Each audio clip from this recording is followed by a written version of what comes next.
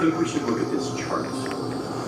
This chart shows the budget of the U.S. government agency called Immigration and Customs Enforcement, or ICE. You can see that they're pretty well funded, around $10 billion a year. I looked up this chart because ICE has been in the news recently. ICE agents detained some 1,600 illegal migrants on Tuesday. Raided this meatpacking plant. Rounding up for 20 to about 100 detained without explanation and taken to detention centers. ICE is a kind of immigration police. And long before Donald Trump, at the very beginning when ICE was created in the early 2000s, the agency had a very ambitious goal to deport everyone they possibly could, to, quote, remove all removable aliens. They share the same parent agency as Customs and Border Protection, which focuses on the border. ICE focuses on all of this, the interior. Immigration and Customs Enforcement officials wasting little time under the new administration. Arrested nearly 1,200. Large-scale immigration raid was surrounded by federal agents. Different targets on this. Immigrants detained over this past 9 a single adult female, 4 female heads of household. 5 members of his congregation detained. If you look at this line, you will see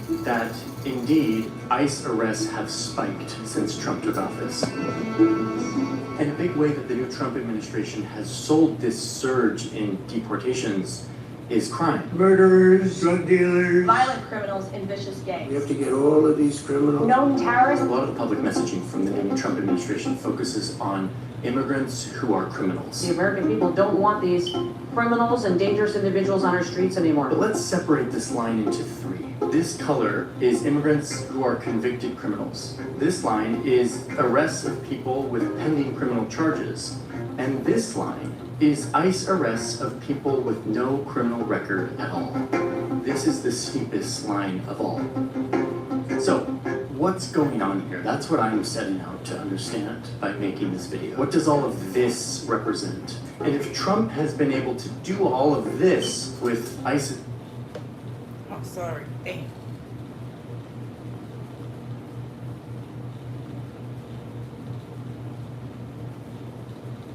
What?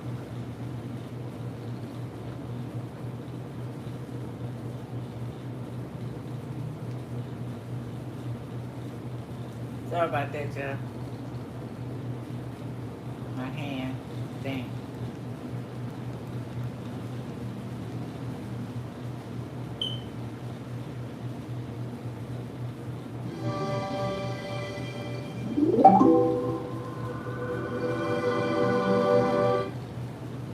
Your business is going places.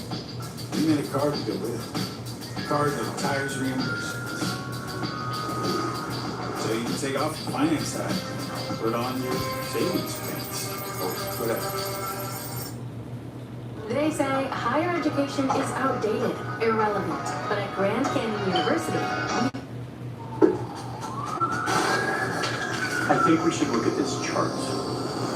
This chart shows the budget of the U.S. government agency called Immigration and Customs Enforcement, or ICE. You can see that they're pretty well funded, around $10 billion a year. I looked up this chart because ICE has been in the news recently. ICE agents detained some 1,600 illegal migrants on Tuesday. Raided this meatpacking plant. rounding up for 20 to about 100 detained without explanation and taken to detention centers. ICE is a kind of immigration police. And long before Donald Trump, at the very beginning when ICE was created in the early 2000s, the agency had a very ambitious goal to deport everyone they possibly could, to, quote, remove all removable aliens. They share the same parent agency as Customs and Border Protection, which focuses on the border. ICE focuses on all of this, the interior. Immigration and Customs Enforcement officials wasting little time under the new administration. Arrested nearly 1,200. Large-scale immigration raid was surrounded by federal agents. Different targets on this. Immigrants detained over this past 9 a single adult female, 4 female heads of household. 5 members of Hey, his Dolan, congregation how you detained. doing? Hey, If you y'all, look at what's this up? line, you will see that indeed ICE arrests have spiked since Trump took office.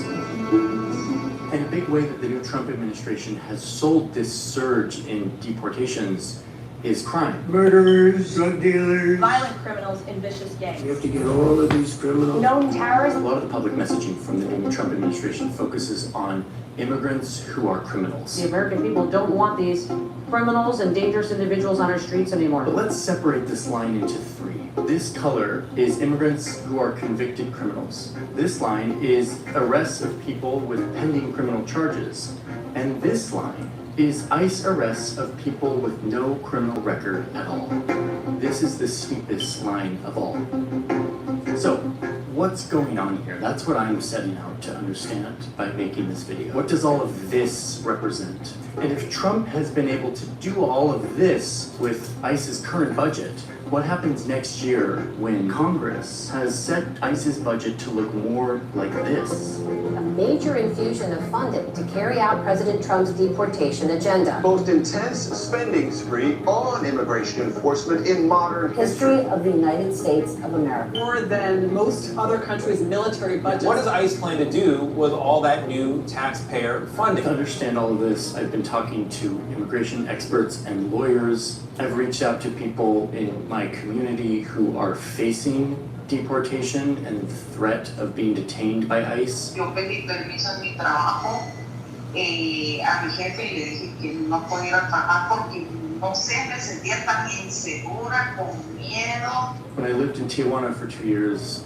I heard a lot of stories of people who were deported. I've worked closely with people here in the United States who are undocumented or unauthorized, but who have been here for decades, and I wanted to understand their perspective as well. There's so much more to the immigration system than ICE, and eventually I want to make a broader video about immigration in America more generally. But today I'm focusing on ICE. Now, reporting on this is really challenging right now because it's so divisive and emotional and charged. Clarity and multiple perspectives is vital, which is why I am partnering with today's sponsor, Ground News, who I want to tell you briefly about. I use their app and site to pull thousands of stories from all around the world and synthesize them all in one place. I can search a story and then sort it by political bias, by reliability, by who owns the outlet. News coverage these days is fragmented and confusing, and often the loudest voice wins. And so having a place where you can synthesize all the news stories in one place and see like an X-ray vision of what's behind these stories is incredibly useful. This is one reason why Ground News was recognized by the Nobel Peace Center for improving media literacy. And if you want to see how it worked on this story specifically, just watch what happens when I type in ICE. Ground News shows me all of these different stories and how they're covering them and where they fall on the political spectrum. I can quickly see that a right-leaning outlet like Fox News, which is owned by the Murdoch family, frames their headline about Trump's new funding and recruitment for ICE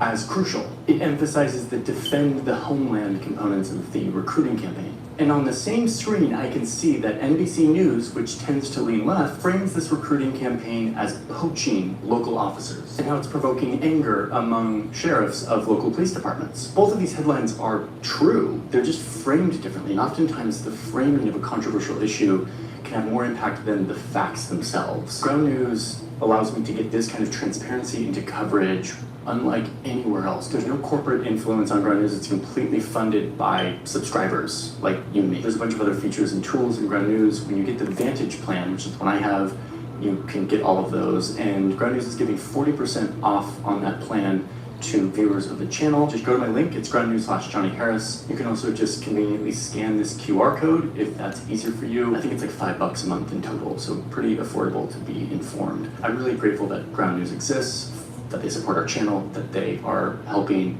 create more transparency in media during this wild time.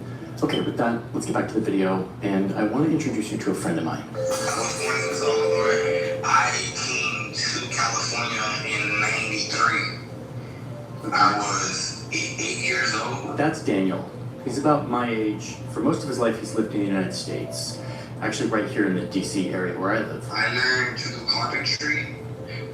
I learned electrical. I learned HVAC.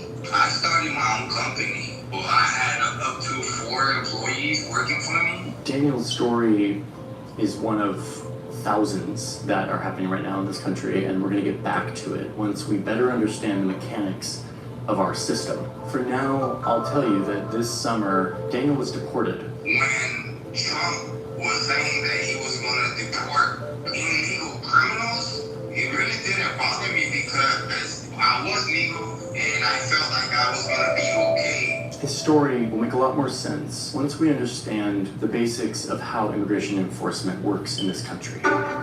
Immigrants, often they are talked about in one of two statuses. Foreign-born people who are here legally or illegally, and that there's some clear line between them. But that's not actually how it is. There's actually a whole rainbow of types of statuses that immigrants can have. Some people born outside the United States become U.S. citizens, naturalized, that's what we call it. And then on the other side, you have undocumented or unauthorized immigrants, here without permission. And you have all of this in between, like immigrants who lack documentation but do have the government's permission to be here. They're typically waiting for some sort of court hearing, like the many people seeking asylum. There are other people who are in the United States that are here legally but temporarily, like for example, someone here on a visa. And then there's lawful permanent residents. They're not citizens, but they're allowed to be here long term. We call them green card holders. And by the way, we kind of made up this visual. This is a simplified, fairly simplistic version of all of the different immigration statuses. It's actually way more complicated and convoluted. Anyone who's in the middle of that process knows that immigration in the United States is a fairly broken and out-of-date thing, even for those who are here legally. And everyone kind of agrees on that. Republicans, Democrats. Congress may change it someday with new laws, but for now, we're stuck with old laws, and it's up to the president to enforce those laws in different ways. So for now, we'll work with this. Because Daniel, for most of his life, was here on this chart. He was a lawful permanent resident, a green card holder. So that's the first big thing that is happening here in the new administration, is that while immigration enforcement has focused a lot on these illegal statuses, people up here also have a place in this new crackdown. Each group here represents millions of people. And the people down here that don't have legal status represent somewhere between 10 and 15 million people. Let's answer the first big question, which is, how did most of these people end up living here? Now, we could start this story anywhere in American history because America is a story of just waves of immigrants. But for our purposes here, let's start in like the early 20th century, early 1900s. Look at the western United States. There's a lot of land out here, but there are not a lot of people. The need for workers for the economy is a persistent theme in American immigration history. So once or twice a year, the farms here need a lot of workers to help them harvest and process a huge amount of food that's grown here.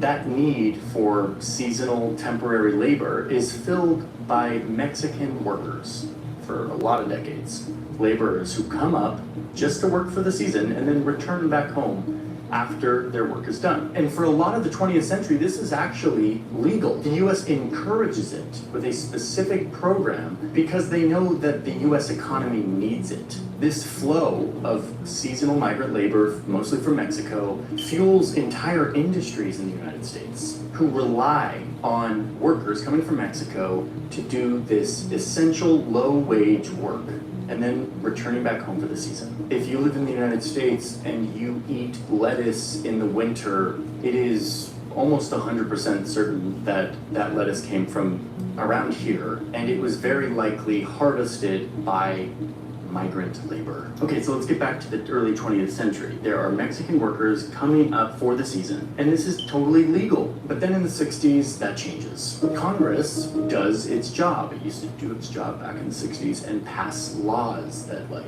negotiated and compromised and actually bipartisan laws. And they end this program, in part because labor unions and rights groups saw it as abusive and exploitative. There was a lot of very well-documented and well-known labor abuse that took place. And partly because some economists were arguing that bringing in all of this low-wage labor made wages lower for everyone, and that instead, American labor should go fill those farm jobs. The constant flow of foreign workers into the available pool of domestic workers. And so the Congress doesn't actually implement any immigration law that will allow low-wage workers to come into the country legally. They want Americans to fill those jobs. And the Congress is kind of running a big experiment, a big test If they make this practice of migrant labor that is so ingrained into the American economy by this point, if they make it illegal, will people stop coming? Will those jobs actually be filled by Americans? And the answer is no. This flow of workers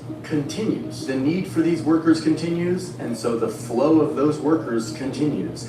The difference now is that it's not authorized by the government. And a lot of them, instead of go back and forth across this border, which is now technically illegal, end up just staying in the United States. So what happens is that the undocumented population grows, starting loosely speaking in the early 1970s. By the end of the 80s, there's 4 million undocumented people living here. Many of them are filling the demand for jobs that brought them here in the first place. A very real demand on farms, in construction, in restaurants.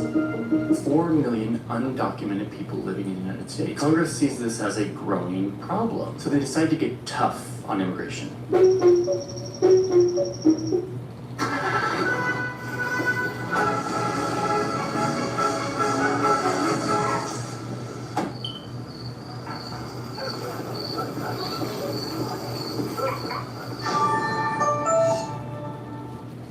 When did we become okay with inconvenience? Legendary Texas barbecue used to refer to flavor, not the weight. What is an annuity? An annuity is a financial product. Congress wants to enforce immigration limits in a firm, unambiguous manner. They passed laws in the 80s and 90s to physically fortify this long, porous border. Physical barriers, more guards, incentives to leave, disincentives to enter. Okay, so this first test that they ran back in the 60s didn't work. Will this work? And the answer is no. People say, oh, this might be my last chance to cross. I better cross, and I better, as soon as I can, I better bring my family with me. In fact, more people come because, again, there's jobs here. There's jobs to be filled. There are corporations who have become totally reliant on these workers. So soon, some of these migrant workers are now not so migrant. They're having families here. They're living lives. They're paying taxes. They're integrating into communities. They're American. By the end of the 2000s, there's 10 million. But they don't have legal status. They're not technically authorized. And in fact, no matter how important they are to certain industries, there's no path for them to gain legal status. They're in this limbo. Look at this chart. These are farm workers in the United States. These two lines are for people who are either born in the United States or legally here. And this line are unauthorized immigrants, the people we've been talking about this whole time. Now watch what happens. The undocumented population is around 3 to 4% of the entire American population. But look at how fundamental they are to just the crop farm work industry. This is the food we eat being processed by people who are not authorized to be in the country. Oh, and by the way, it's not just agriculture. Landscaping, household workers, laundry services. Again, 3 to 5% of the population, but a quarter of this workforce. This is an example of a gap between what the legal system provides and what seems to be what the economy needs to function at a high level. I once worked at a restaurant as a line cook here in DC. It was my first job when I got out of college, actually. And every single person in that kitchen was an unauthorized immigrant who worked usually 2 jobs cooking food for restaurants. Now, I want to dwell on one point that I kind of mentioned, but is incredibly important, which is that normally policy would recognize this. Oh, there's a need for low-wage work in the United States. Let's make a legal pathway so people can come in and we can sort of control this. But immigration in the United States is kind of like this room with 4 doors. Each door is a legal path into the United States. If you're a high-wage worker who has like an advanced degree or whatever, you can get in through this door, though that's a nightmare in and of itself. You can get sponsored by family who are here legally. You can play the lottery. where less than 1% of those apply get status. And then there's the asylum refugee door for those fleeing danger or persecution. What a government that oversees an economy that is reliant on migrant labor might do is make a fifth door, a door for low-wage workers who do all of these vital jobs that we all rely on. But there is no door. There's no door for construction workers, farm workers, restaurant workers, hotel cleaners. Most Americans think that if you're a good person who's been following the law relatively well, paying your taxes, and contributing to the community, can just simply apply for citizenship. No, that is not how it works. The lawful pathways to come to this country have never really been able to satisfy the demand for workers. And so there are workarounds for that. So today we have this huge population of people, over 10 million, who are in limbo. They've lived here for a long time, they work here, they fulfill important jobs. They're only about, again, 3 to 4% of the population. And by the end of the 90s, remember that chart that showed how reliant our food system is on this labor? Instead of focusing on mass deportation and trying to kick everyone out, there was actually some political appetite to give these people a pathway to be here legally, a recognition that we need them. Let's let them not live in the shadows anymore. George Bush was our guy on this. Every immigrant, by embracing these ideals, makes our country more, not less, American. George Bush was in the middle of sort of negotiating sort of a new comprehensive immigration reform that would have legalized a lot of the undocumented immigrants at the time, greater pathways for labor migration. It was looking very hopeful for these 10 plus million people in limbo, but then something happened. A plane has crashed into one of the towers of the World Trade Center. All of a sudden it became impossible to talk about immigration without thinking about security issues. It's now my privilege to sign the Homeland Security Act of 2002. The 19 men who carried out 9/11 were in the United States legally. And so now there was a microscope on how the immigration system let this happen because it was so insecure. All of Bush's efforts towards make America more American, all of that took a massive U-turn. And so there's this language of criminality that gets attached to immigration and especially undocumented immigration. Congress creates this new department, it's Homeland Security. They get rid of this benign-sounding Immigration Naturalization Service, and in its place, Customs and Border Protection, Immigration and Customs Enforcement. The country was reeling after 9/11, and a more militarized, security-focused version of immigration, border protection, was one of the ways we felt more safe. When we decided to cover this story about immigration, I reached out to all of you to ask what angles you're most curious about. What do you feel like you're not getting from the news? And I heard a lot of you tell me that you feel overwhelmed, confused, even sort of anxiety-induced by the news, by your news feed. I feel that too in today's news cycle. This is why my team and I have been working on creating a new space to interact with these topics that is more about understanding and dialogue than it is about the kind of attention-grabbing, anxiety-inducing nature of our current media. This is what EMPRESS is. Our main goal is to make our reporting more transparent and to make your experience consuming our journalism more empowering, more focused on understanding and less focused on fear and sensationalism. Help us change the way journalism is done and consumed. That's kind of the goal. And thanks to everyone who contributed your thoughts and questions to this story to make it better. All right, it's after 9/11. What happens next? So ICE is created after 9/11, and this is when we start to expand the use of detention centers, like immigration jails. Wait, but I thought ICE just deported people. If someone is found to be here illegally, unauthorized, why not just deport them? And the answer is the US Constitution, the Fifth Amendment, which says that every person here is entitled to due process of the law. Every person, not every citizen. Every person gets a trial. They get their day in court to represent themselves, and we've got to abide by it. It's the rule of law here in the United States. So that's kind of being stress tested at the moment, as we will see in a minute. Anyway, my point is that detention centers are, in many cases, where migrants awaiting their hearing and their trials are held. They're jails. Did you know that there's a difference between prisons and jails? Jails are just meant to hold people temporarily while they await some process. Prisons are meant to punish people who've been convicted for a crime. Detention centers are kind of supposed to be like jails. They're supposed to be temporary and not a punishment. Okay, so now we are post 9/11, ICE exists, it's a new era of immigration. And since the creation of these agencies, Congress hasn't passed any major immigration reforms. It's been up to the president to enforce the laws that exist, that were made all those years ago. So let's see how Obama chooses to do this. I believe that we can be a nation of laws and a nation of immigrants. That quote kind of sums up how Obama did it. He wanted to pass laws around immigration and actually make like some legal form for people to have a pathway to citizenship or to permanent status, but he also wanted to show that he wasn't soft on immigration. And in fact, he soon becomes known as the deporter-in-chief, a nickname that he earns by deporting a lot of people. He deported a lot of people just at the border who were coming, but then he also used ICE to deport people from the interior. And Obama was really all about focusing on criminals, people who were actually like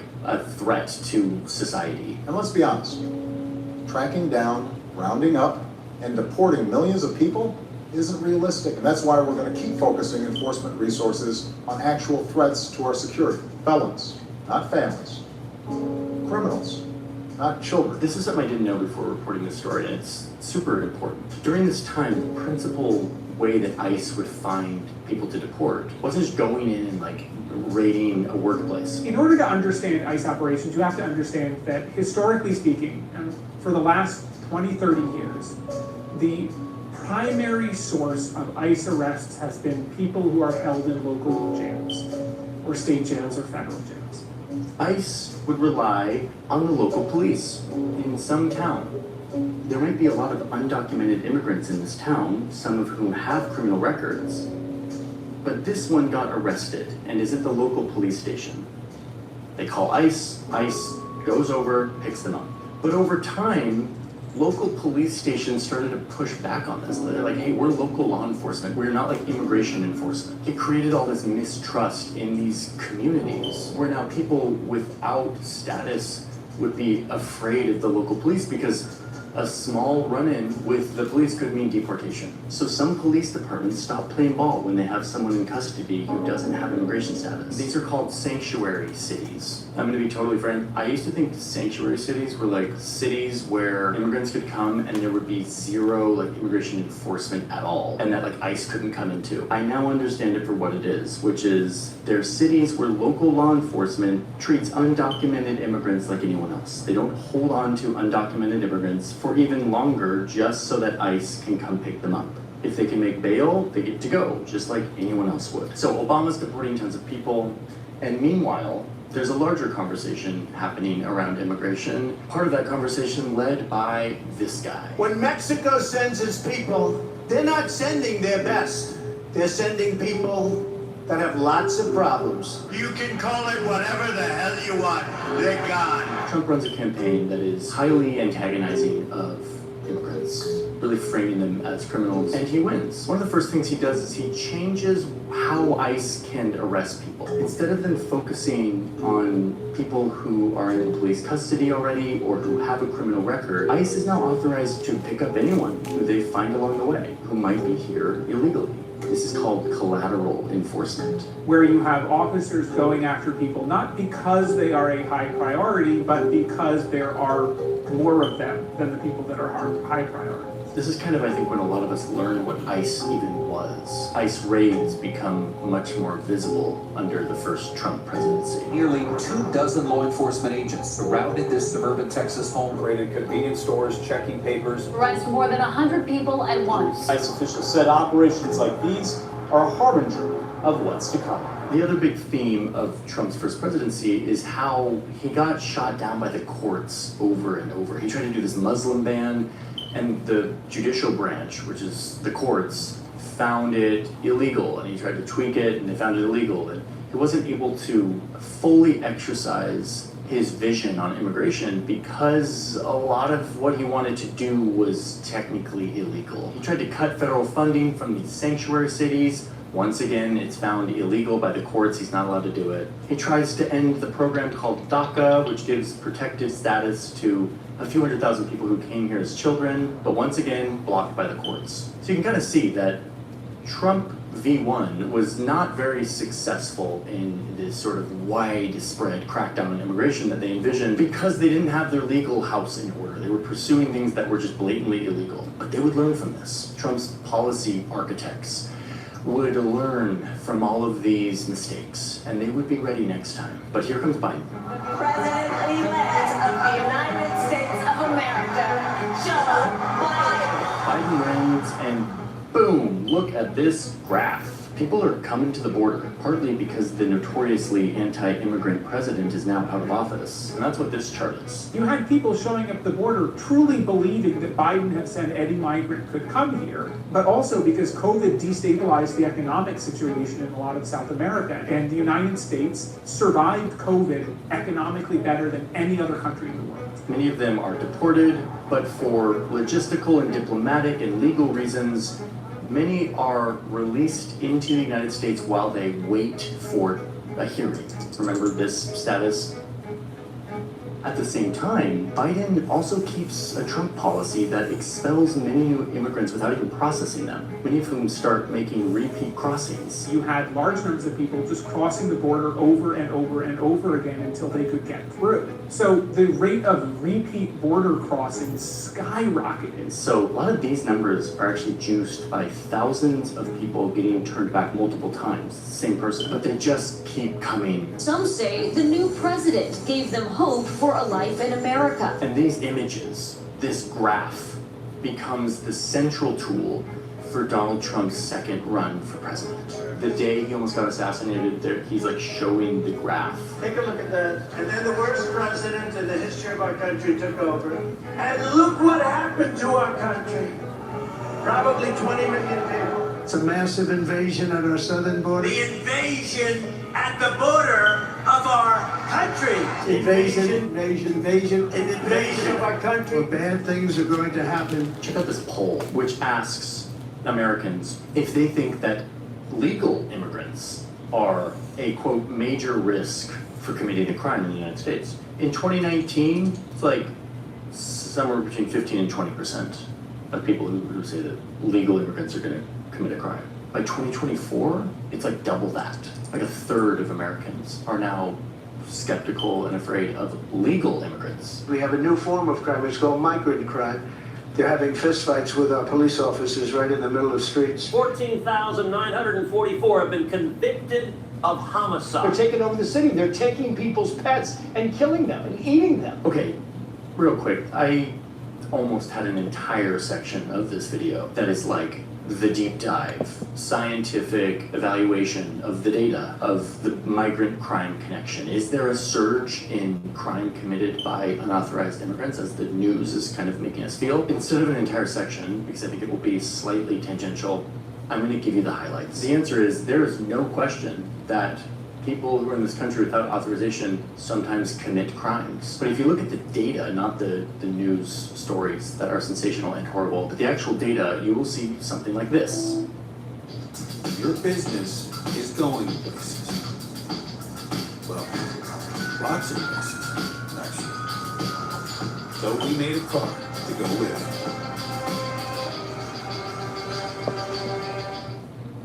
Every time you flush, it's like your toilet sneezes. Good thing adding Lysol disinfectant spray is 3 times more effective at stopping the spread of germs.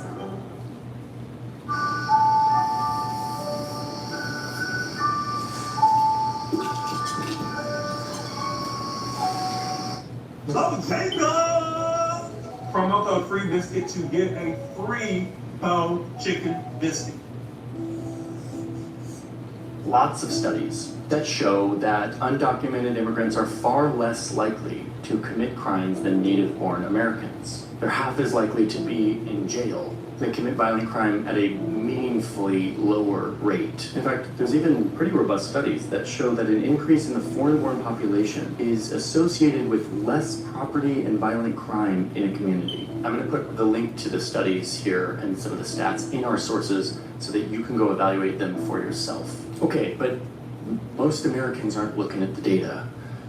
They're watching this. A murder committed by a man in the country illegally from Peru. An undocumented farm worker. Another undocumented immigrant. Accused in a gruesome crime. So Trump rides this wave. It's like his central message in the 2024 presidential campaign. And he makes a big promise. The largest deportation operation in American history. And then he wins. Donald Trump will be the 47th president of the United States. I will not let you down. America's future will be bigger, better, bolder, richer, safer, and stronger than it has ever been before. This time, his people are ready. In the first Trump administration, they kept losing. They had poorly drafted rules that judges struck down, and you learn from failure. On his first day in office, Trump declares a national emergency on the border. He sends the military there, he freezes the refugee program, he suspends asylum, he revives an 18th century war law to justify deporting gang members. He makes it way easier to just deport people without due process, which you can do through some loopholing and some like maximalist reading of the law. No hearing. He directs immigration judges to look for anyone who is in this limbo waiting for an asylum hearing and to fast track deny them without a hearing to get them deported faster. He rolls back temporary protected status for a few 100,000 people, tells them it's time to go back to their country. He revokes student visas, and he offers $1,000 for any undocumented immigrant to self-deport. They literally call it a exit bonus, which sounds like a HR corporate America term, which I guess that's not surprising. He says that anyone who is meant to be deported and doesn't go will get a fine that is $1,000 a day. His goal is to deport 1 million people in his first year in office. But he has a problem. This chart. People, unsurprisingly, have stopped coming to the border. Now remember Obama, the deporter-in-chief? He deported tons of people, 400,000 people at the height, but a huge amount of those people were from the border. There's barely anyone coming to the border now. So to get his 1 million deportations this year, he needs to focus on the interior, all of this. In other words, he needs ICE. Federal agents launched raids in one of the first visible signs of President Trump's mass deportation plan. Immigration and Customs Enforcement will no longer avoid sensitive locations like schools and churches. Now anyone is fair game for enforcement and to be detained and deported from the U.S. If you're in the country legally, you're on the table. First things first, he once again revives this authority for ICE to pick up anyone they stumble across when they are doing an operation. Like if they're going after like a drug dealer that they know is an actual criminal, if they find anyone along the way that doesn't have papers and that they have a reasonable discretion to think that that person is gonna flee, they can detain them. But ICE doesn't have enough people for all of this at first. So Trump starts taking people from other agencies, other law enforcement agencies, thousands of federal workers from the FBI, the Drug Enforcement Agency, Alcohol, Tobacco, and Firearms, the U.S. Marshal Service, thousands of people doing important work of law enforcement now being reassigned to pick up unauthorized immigrants. And where do they turn? Anywhere they can. Restaurants. They're coming here with guns and then they're facing some cover. Factories. Anxious relatives of employees waited for updates. A child's birthday party, saying that they're targeting gang members, but detaining people as young as 3 years old. It remains unclear how many of those arrested are actual gang members. And they're not just focusing on strictly unauthorized, undocumented immigrants. They're arresting green card holders. He is a legal resident. The agents took him to a cemetery and beat him several times. They're deporting people to countries that they're not even from. They're deporting people who are following the rules and going to their hearings, who are entitled to due process by the Constitution. ICE detained 20-year-old Dylan Contreras, a high school student, on May 21st after attending a mandatory immigration court hearing. This is the chart of ICE arrests. Here's where Trump takes office. You can see how things spike. And this gets us back to Daniel. Before him being elected, he was talking about sending all of the illegal criminals back to whatever country they were from. But in my mind, I wasn't illegal, I was legal. So, to be honest with you, I didn't I didn't really take it too serious. In March 2025, Daniel was detained. He was a green card holder, remember? He'd been here since he was a kid. He was a business owner, an employer, but technically, he had a record. I did get in trouble as a teenager and found a little joint of marijuana in the vehicle. So even though this was decades ago, didn't matter. He gets put into a detention center that is run by a private company while he awaits a hearing. Food is really horrible. The milk is already spoiled. Like as soon as you open it, like you can smell the pieces of bread. It had mold. I lost 35 pounds in less than 2 months. Like mentally, they were breaking me down. I said, I feel like I'm gonna die. Immigration jails are wretched places to be, so much so that I don't think it's possible to have a fair immigration court process while you're detained, because so many people just don't have the psychological fortitude to maintain that for the months it takes to fight your case. The showers were nasty. It would be flies, mosquitoes all over. The facilities are dirty. They don't give you no sheet covers. You sleep on the floors, on the not no mattress. The officers will tell me, hey, listen, they tell us that you guys don't have no rights. Now, hold on, due process still exists. Like, Trump hasn't destroyed the Constitution. Daniel had a really good case for being here. He had a green card. His wife is an American citizen. I could have fought. I spent so much money at my lawyer, and I could have stayed there and fought for a year. But this is actually the most pernicious part of the whole story. Even though he could have fought his case in front of a judge and probably won, his lawyer told him that to just work through that process would take months, maybe even longer than a year. But things were so bad in this detention center that he calculated that this was an unbearable amount of time. The government and ICE know very, very well that it is in fact so punishing and awful for people to endure that they will often be forced into giving up their rights and simply agreeing to be deported. The living conditions were so bad that I basically asked to get deported myself. I talked to Daniel right after he had arrived to El Salvador, after being detained and then deported. Well, I'm still trying to adapt to the heat over here and the way people will talk, because whenever everywhere I go, they know that I'm not from here. And I started to get really curious why he was a target. Green card holder, business owner, and then I put it together. It comes down to the numbers. Even after this huge initial crackdown right after Trump took office, they still weren't hitting their numbers. This is like way too hard. This is when Stephen Miller, who's seen as the architect of Trump's immigration crackdown, gives ICE a quota. We are looking to set a goal of a minimum of 3,000 arrests for ICE every day. 3,000 arrests a day. I don't actually know if that's a lot or little. I wanted to put this into perspective, so let's just sort of compare it to something else. Like New York's police department, they're pretty big. They probably do a lot of arrests a day. Well, it turns out they arrest about 700 people per day, and they have about 36,000 officers. This is officers, this is arrests. ICE has about 6,000 officers focused on their deportation efforts, and they have to arrest 3,000 people per day. Okay, that's a pretty big number. And what we understand is that the pressure those line agents are feeling to make as many arrests as they possibly can is unimaginable. So starting this summer, just a couple months ago from when I'm recording this, we started to see the results of that quota, of this pressure. ICE detained him because they thought he was part of the protest and he was just driving through. Why are you doing this? The woman was arrested in front of her children as she was about to take them to school. They on in face-off between federal agents outside the facility. They broke his car window right there, pepper sprayed him in the car. Let's go back to this graph that we started the video with. Remember our three colors. Convicted criminals, people charged but not convicted, and then no criminal charges. That's this bottom line. Trump takes office here, all of the lines go up. Stephen Miller gives ICE their new quota here, and look which line goes up. To meet these quotas, ICE is leaning further and further into finding anyone they can justify deporting.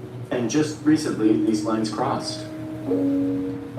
Okay, but here comes the problem that we maybe could have predicted if we were listening to the first half of this story, which is the US economy needs these people. There are industries that rely on their work. And business owners, corporations, a key part of Trump's fans, start to get really angry that Trump is raiding their workplaces and deporting their workforce.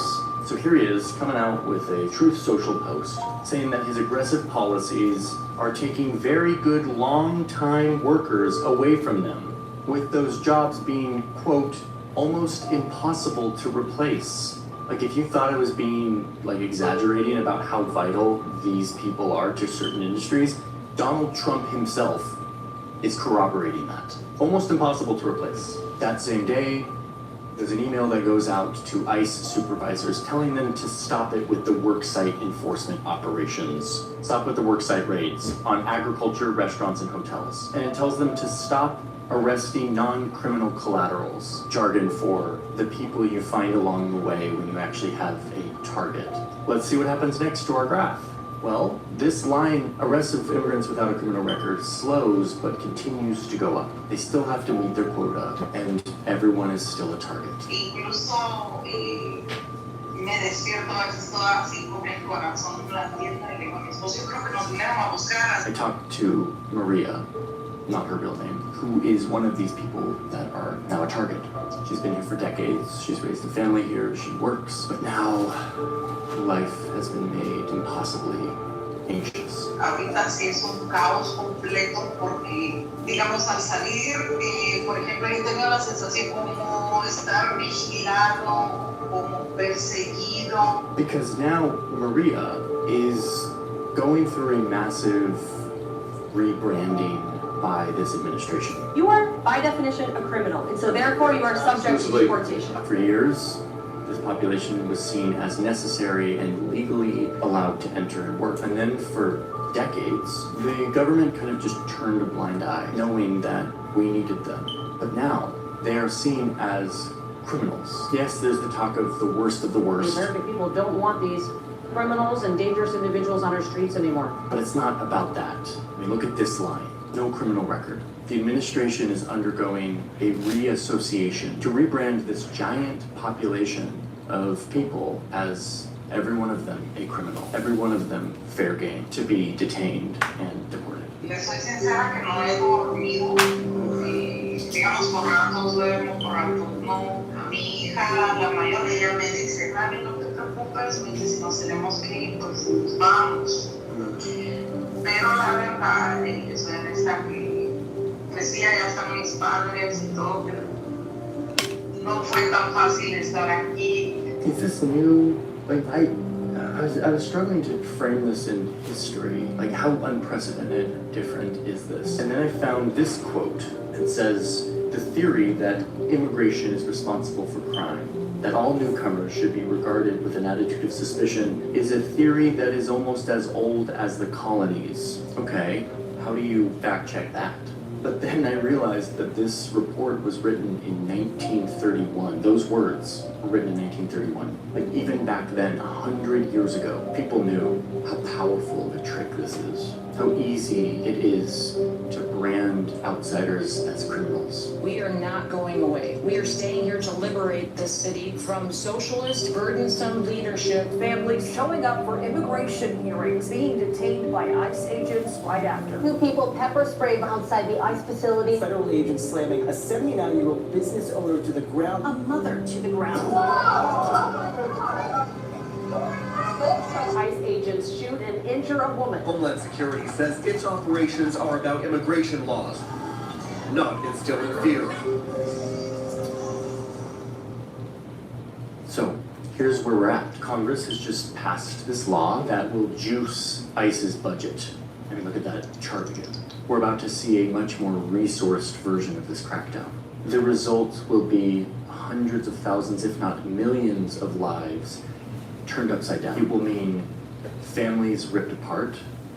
It will mean communities ruptured. People who, yes, among them are some criminals, but that's not who they're targeting. I mean, that's at least what their own data says. And instead, an administration that is headed by the son of an immigrant is directing our government to kick out a huge number of people who, as we've seen, are a key part of our economy and our country. Every immigrant, by embracing these ideals, makes our country more, not less, American. Es bien frustrante, entonces mis padres me han dicho que mejor me regrese, es gente en la espada, en la pared, porque sí me gustaría, o sea, como le dije, ya me acostumbré aquí, pero es que si seguimos así no es vivir una vida. The only way to really stop migration is to make the United States no longer a desirable destination. And as Trump pushes this message of Fortress America, a world in which if you cross illegally, we might send you to be imprisoned in El Salvador on false claims of gang membership. People are not viewing the United States as the beacon of freedom that they once did.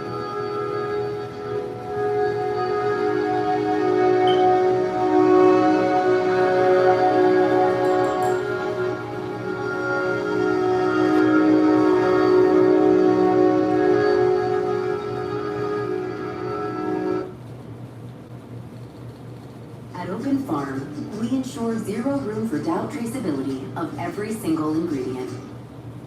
This is a regular dinner party, and this is a Wayfair dinner party. Always make room. Is it possible to create a biological weapon that would only target American DNA, Canadian DNA, North American DNA, Latino DNA, Black DNA? I asked him that question and he said to me after a bit of a pause, yes. And there are suspicions that China is doing it. What was the Wuhan lab? It's extremely dangerous. It's called gain of function. And the idea, which is so spooky, is that they wanted to kill all the people in America and the West and leave the infrastructure intact. Those were their words. Here's an interesting fact. Biological war is illegal. Biological weapons are illegal. Nuclear weapons are not illegal. Crazy thought, okay? Okay, there's only a certain amount of countries that have them, and they're making sure no one else gets them, hence Iran. But nuclear weapons are not illegal to those who hold them. Biological weapons, all biological weapons are illegal. They were made illegal by a treaty called the Biological Weapons Convention, the BWC, it's the treaty, in 1972. Before that, the United States had a massive arsenal of biological weapons, which is just crazy to think about. That's Cold War paranoia for you. We had them, Russia had them, China was building them, North Korea.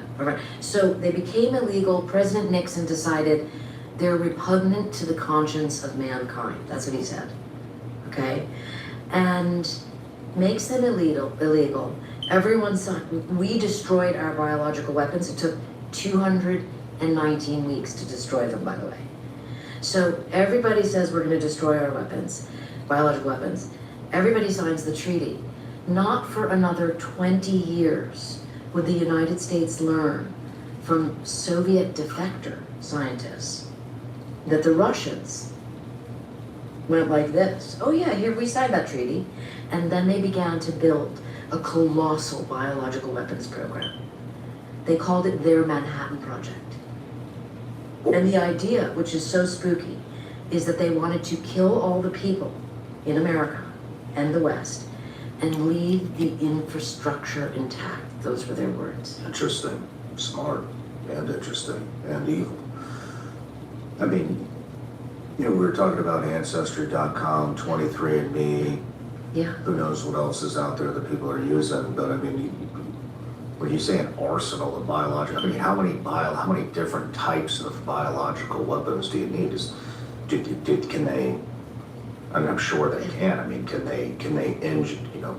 By sucking that DNA out, or LabCorp, the biggest blood diagnostics company in the world. I mean, can they get that information, hack that information, or just sell it? I mean, I think 23andMe and Ancestry and probably all the other ones have sold all the data multiple times, allegedly. But is it possible to create a biological weapon that would only target American DNA, Canadian DNA, North American DNA, Latino DNA, Black DNA, any race? There is. And that, by the way, this is not something I get into in the book. It was a little too speculative narrative for me to really go down, okay? But let me tell you, that was confirmed. I asked that exact question to Admiral Brett Giroir. And he was the Assistant Secretary of Health and Human Services at the White House during COVID. Okay, he's also a medical doctor. He ran DARPA's bioscience office. He's an incredible human being. He's a character in the book, for sure. I mean, he's really a remarkable person. You know, grew up in a small town in Texas, first guy in his town to go to Harvard, you know, fully dedicated to service his whole life. I asked him that question and he said to me after a bit of a pause, yes. And there are suspicions that China is doing that. So the suspicions part of it is where I make a distinction for Annie as a journalist. I'm going to work my scenario from what is known, what is on the record, and what has been confirmed by people on the other side. Because then I can never be accused of like fear-mongering. Like if I were to go down that lane, perhaps people would say, well, you're fear-mongering because it's speculative because you don't know for sure.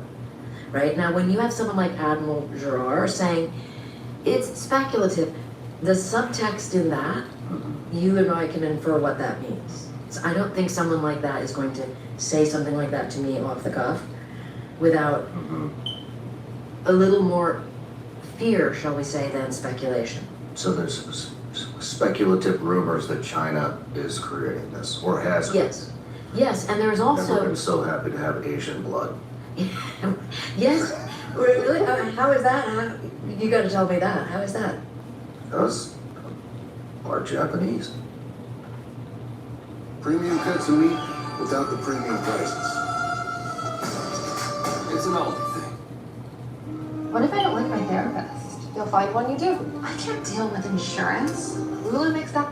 Well, how's the military going to treat the infected? Imagine if there was a biological incident, people begin to kill one another over perceived medical countermeasures. Timing is everything.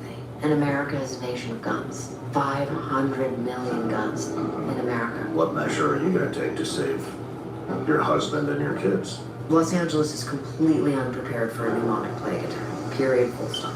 So what does the panic look like? Did they paint you? Did you talk to people what that kind of desperation, that panic, what would it do to society? How fast would it happen? It happens so fast, so I like to try and look at specifics again, so to keep the narrative on actual documentation. So we spoke a little bit earlier how an outbreak of this pathogen, I talk about it starts with a lab leak in Siberia, it winds up in Los Angeles in a homeless camp. And so I looked, and because I live in Los Angeles, and I am very familiar with the public health system. I've lived there for 30 years. The public health system, you know, law enforcement. I can see a lot of the problems that have, to my eye, that have happened over the decades. It wasn't always like this. It certainly is just an absolute mess right now with very little trust and real serious problems. So I looked at, for example, what would happen in a biological attack in Los Angeles, because unbeknownst to many people, big cities practice these things. And they happen at the federal level, I learned, and they also happen at the state level. And so Los Angeles state and county, California state and Los Angeles county officials get like abysmally failing remarks in these efforts. And this just goes completely unnoticed. Like, for example, we put in a whole new 911 system recently, like in the past few years, and it completely failed upon its original test. Like a system overrun. You know, there are stories of people calling, all the time people are posting on X, like 911 from Los Angeles, and then you can see how many minutes they've been on hold, like 13 minutes on hold, just to have your call answered. So this is a real serious problem day to day. Imagine if there was a biological incident where timing is everything. timing is everything. You have to get the information out to the people. And instead I learned really interesting details like, okay, so Los Angeles has a 100,000 bottle of ciprofloxacin, which is antibiotic stash. 100,000? 100,000 bottles. How many people does that treat? For the city officials. And I break it down of who it goes to. And so you've got like 16,000 bottles going to first responders. Obviously they need it. And then like a bunch of them going to like the zoo officials, you know, and the cultural affairs officials. I mean, I'm not kidding, I gave you the numbers. So it seems to be really poorly thought out. And really what I wanted to know is what happens to law enforcement? What happens to first responders? I did an interview with a fire commissioner named Jimmy Hara, who unfortunately like died tragically last month in a car accident. Oh man. I know, and he was an incredible person, completely dedicated. I mean, he served as a doctor in Vietnam, and he's been dedicated to LA public health and fire safety ever since. And he told me just flat out, Los Angeles is completely unprepared for a pneumonic plague attack, period, full stop. And then he took me through some of the details of what would happen. So I like in mixing these documents with interviews like Fire Commissioner Hara, I could begin to see that it's just complete ignorance. It's like being an ostrich with your head in the sand. And the 100 bottles of Cipro, I also learned, have this like wacky program attached to it. And I was going somewhere in this, which is where you're asking, where is the hole for insurrection and anarchy that the Defense Department in their documents is so worried about? Like, how does that happen? That's what I wanted to really drill down on so that I could explain it to readers. And the 100,000 bottles is just perfect example that would repeat around the country. So this 100 bottle supply gets dispersed by volunteers. How does that work? How do you have, imagine if you had a biological incident where you've got pneumonic plague with 100% death rate, no known cure, airborne, killing homeless people, you know, which is being mistaken for something else, a mass overdose, for example, because that's happening all over the country. That's what epidemiologists are worried about. You've got law enforcement unprotected rushing in to help. And then you've got this kind of wild chaos at City Hall, rather in the emergency department of the city planners, and they like get the Cipro out to everybody. And they make an announcement on Facebook, which then goes viral. And so now you have everybody in Los Angeles trying to access what they believe is the medical countermeasure, which will save their lives and the lives of their family members. And America is a nation of guns. 500 million guns in America, according to a Gallup poll. That's, so you can see, that's where insurrection and anarchy happens. That's the Daschle quote, people doing inhuman things just to survive.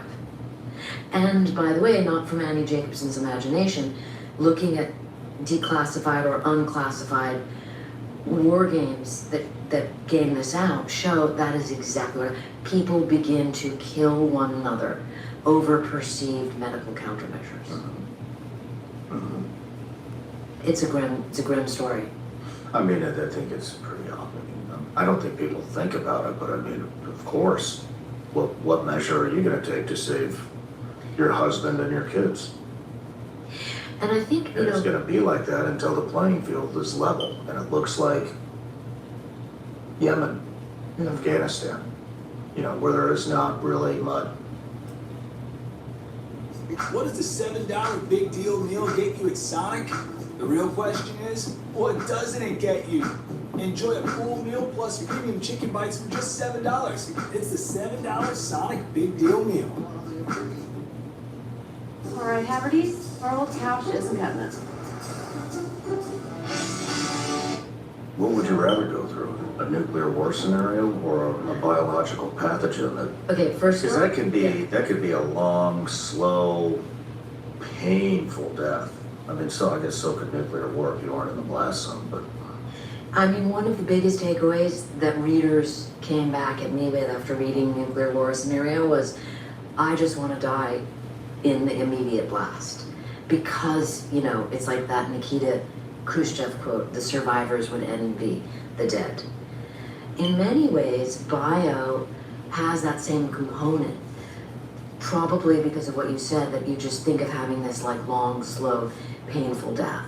But the reality I learned when researching and reporting this book is actually a little bit more frightening, which is that, so in nuclear war, I take readers from nuclear launch to nuclear winter in 72 minutes. 72 minutes, not days, minutes. That's how fast it could happen according to Stratcom. In biological war, I take the readers from outbreak to anarchy in 6 days. Because anarchy and insurrection is the real threat. And that was shocking to learn, again, from the Defense Department. And you're talking about in the homeland. Anarchy, insurrection. The common phrase I came across when looking at declassified documents was fear of infection will send America spiraling into anarchy and insurrection. Fear of infection. There's just something so visceral about this idea of being infected. Do you prepare for this kind of stuff? You know, well, what does your house look like? What is my house? I mean, bunker? What? You got a bunker? No, I just have a house, you know. I mean, you know, call me naive, but I just really think man-made problems, man-made solution. And that's the optimist in me. But it is really helpful to know what you're up against. It's very helpful to know. I mean, you want me to give you like the 3 basic ideas of bio to understand? Yeah. Okay, so because like sometimes this mother just experienced something that is wild. You've got to watch this. Wait. Hold on. Wait, I'm like, can you, okay, hold on, let me understand this. So, while he's 11, I'll have access to his medical records. But once he turns 12, the government locks me out. Yes, because there's I'm sure you've heard of HIPAA. Yeah, so of course. He now has privacy rights under HIPAA. So as a parent, I can't see my 12-year-old's medical records? No. What? I thought it was 14. I've heard. Okay, so it's crazy, and I'm not saying that, like, I'm the bearer of bad news, please don't listen. No, I understand. You're just doing your job. It's okay. I even agree with it. So, but, like, I literally had to have my daughter come in the doctor's office with me and say, you can give my mother access to, you know, elevated access. You know, you can request elevated access, but your child has to agree to it. Got it. Okay, he's not even going to understand what that is. It's so crazy. You're like, you know what? He's an 11-year-old boy. He's like, can't you call and make the doctor's appointment for me? And I'm like, no, I'm sorry. That is crazy work. Yeah, it's crazy. So, I'm so sorry, but, yeah. Actually, what I do. Can you imagine having to ask your child if you can see their medical records? They're children. What is wrong with where we're going in America? There's obviously a cliff we're approaching, and nobody wants to say that something is off. Everywhere we look, something is off. Let's keep watching these videos because we've got to talk about this. I want to know your thoughts, comments down below. You want to know how bad the economy is? All jokes aside, come work in the ER and see someone in acute kidney injury, which means your kidneys are literally shut down. They are not working. They've been out in the heat all day outside working for their job, and they come in with kidney failure because they're so dehydrated, passing out, literally 1 foot on the other side of the grave. And they're telling you that they can't be admitted to the hospital because they have to get back to work tomorrow. Have someone that works at a tree service chop off the tip of their finger, tell you to wrap it up, discharge you so they can get back to work tomorrow. This economy is crap. People can't even be sick and stay at home and recover because they're worried about not paying their bills. Not to mention the first words out of their mouth is like, how am I gonna pay for this medical? I cut my finger almost slap off, and I was like, man, that's gonna cost me $2,000 or $3,000 to fix. Put duct tape on it and some Neosporin, and let's keep moving because, you know, it is so expensive. You take your child to the doctor in the middle of the night, and the thing in the back of your mind is, how much is this gonna cost? You're worried about your child, but you're also like, is this gonna be $10,000 or $15,000? And you don't even know what the price is before they start. It's just like they throw you a bill at the end of it, and that's where everybody is. They gotta get back to work, they can't pay for the medical. Nobody has insurance, or the insurance picks and chooses what it's gonna cover, and never what you actually needed to cover. Okay, so do you guys remember a couple months ago seeing those videos about junkyards, salvage yards magically catching on fire, kind of like everywhere across the US? Well, I am at a salvage yard in PA right now because my husband needed a motor for his 2006 Chevy Silverado, and he was talking with the guys inside, and he came out and he's like, listen, he's like, because we're getting a really good price on this motor, by the way. He said, the guy at the salvage yard said that the government has told them that they need to get rid of all of the motors that are 15 years old. And if any new ones come in, instead of pulling them, they need to crush them. Makes you really wonder, doesn't it? You know, those of us who are working on AI data farms right now, and seeing the amount of money and labor and investment into this, and then you talk to some of your contractor friends, and the budgets just aren't real. It's almost like the amount of money they're spending on AI farms, it's like money is not even real. If you know, if you're working on an AI farm, drop a comment below. Everywhere you look, nothing makes sense. The amount of money they're spending on these data centers and the alarming rate that they're willing to push them through, not to mention what they've done to these politicians. They've got NDAs on these politicians that the politicians will sit up there with a straight face and lie to you, knowing that they're about to pull a slick one on every one of their voters. And then they're going to move away and it's going to not be their problem. What has happened should be illegal. They're everywhere. They're getting a tax break to build these things. We know they're getting a full tax break to build these things. Every politician is bending over backwards for them. And for what? They're not going to create any jobs. They're going to be a machine running out there in the woods. They will arrest me or you for catching a fish a half inch too long. Meanwhile, they will go and plow under an entire forest to build a data center that in 15 or 20 years won't be a data center anymore. What happens when all these computers go obsolete and they need half as much space, but yet they've destroyed all this stuff and built all these buildings? What is this for? It is scary how fast this is going up, how things are changing. We're willing to argue over if a 12-year-old can keep their parents from looking at their medical records. Centers, data centers, however say it, are just a cover for something going on underground. Listen, this is just a theory and for entertainment only, okay? But doesn't it feel like data centers started popping up everywhere all of a sudden? Now, the official explanation for this is AI is booming and we need more data centers to keep up with that, and that may be true. But look at these maps with me first and then make a decision, okay? First up is the data centers in the US. This map shows the amount of data centers per state. It's a shit ton of them, suddenly, right? Okay, now this map shows exactly where they are in the state, okay? Cool. Now, look at this one. It was proposed in the 70s by the RAND Corporation. It's an underground hyperspeed railway. No shit. They proposed it to the Air Force. I paid my power bill, so my power was just cut in the middle of this video, so clearly I'm launching something, right? They proposed it to the Air Force, but they claim they never built it. But wouldn't you know it, when you put the two together, where there is a proposed stop, there is a high amount of data centers. Because what if they need to divert power, divert water to keep whatever's going on, right? Now, here's what's not a theory. These things, these data centers, they are draining power grids so hard, states are bringing in nuclear power plants back online just to keep up, right? They're pulling millions of gallons of water a day for cooling. In some cases, straining local water supplies. So ask yourself this, is that just AI computing power, or is that a cover story for something that needs a lot more power and a lot more water than a server farm should? I don't know, but I've been saying for a while, none of it adds up.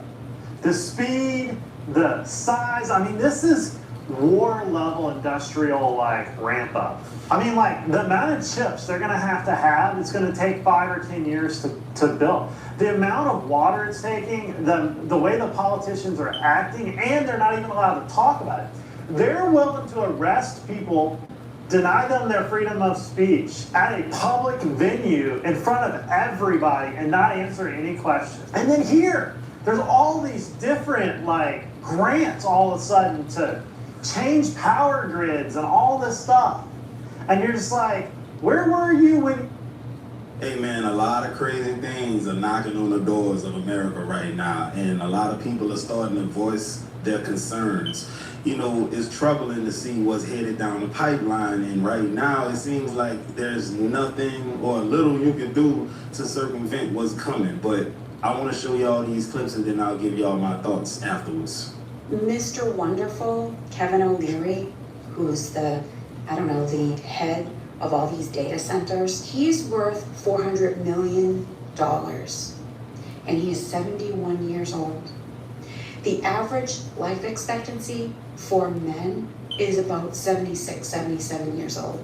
Do you notice that all of these older folks are making all of these crucial decisions about our environment, about our future, about technology, cutting down trees and using all of our resources to take away jobs, even though they say that they're going to be creating jobs. I'm not a scientific person. People that work in fast food, people that work at places like Walmart, people that do any kind of service industry, my job, customer service. My job's gonna be long gone. They're creating robots to do all of our jobs. And this guy, Kevin, who is 71 years old, who's already worth $400 million, he doesn't give a shit what's gonna happen in 10 years. He'll be 6 feet under. A lot of these people in Washington will be 6 feet under, and we will all have to deal with the ramifications of all of the decisions that they're making. Kevin O'Leary says, well, do you remember before the internet? And no one knew, what we were missing, and people were so afraid of the internet. And then, look how far we've come with the internet. Look how far we've come. We are more divided and less educated and more depressed, more alone since the invention of the internet. Our ability to retain information has gotten smaller. We can just go to Google and look anything up that we want. Do you remember your best friend's phone number when you were in grade school? I do. Do you remember all your passwords? Do you remember your kid's phone number, their cell phone numbers, or your best friend's cell phone numbers now? I have no idea what my friend's cell phone numbers are because everything is saved. This is where we are headed, and it's people like Kevin O'Leary who do not give a shit about the future because he will be long gone. Yeah, she hit the nail on the head with that commentary for the simple fact I don't really remember anyone's numbers from after 2012, honestly. And if I do know them, I really had to go out of my way to learn it. Back in the day, you just knew it because you had to constantly put it in. So I'm not sure if anyone else has heard about this, but apparently NVIDIA is teaming up with Span, I think it's called. It's some development company. And what they want to do is, instead of having big data centers, they want to attach a little piece of the data center to your house. I'm not kidding. Basically, they want to put a small unit, and by small, I mean about the size of 2 or 3 air conditioners, on the side of your house, filled with all their equipment, to make your house a small data center.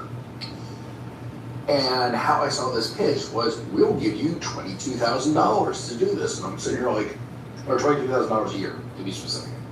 And I'm like, oh, interesting. Well, the whole world's already going to crap.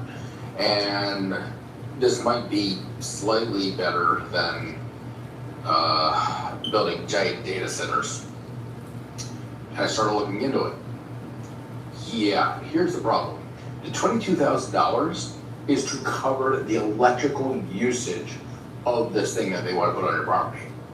It's not like, hey, we'll pay for everything and then give you $22,000 for the inconvenience of having this crap on your property. No. It's to cover the electrical cost. Also, apparently you are responsible for any damage incurred by having this data center put on your property. Yeah, let that sink in for a minute. So you allow them to create noise pollution right next to your place.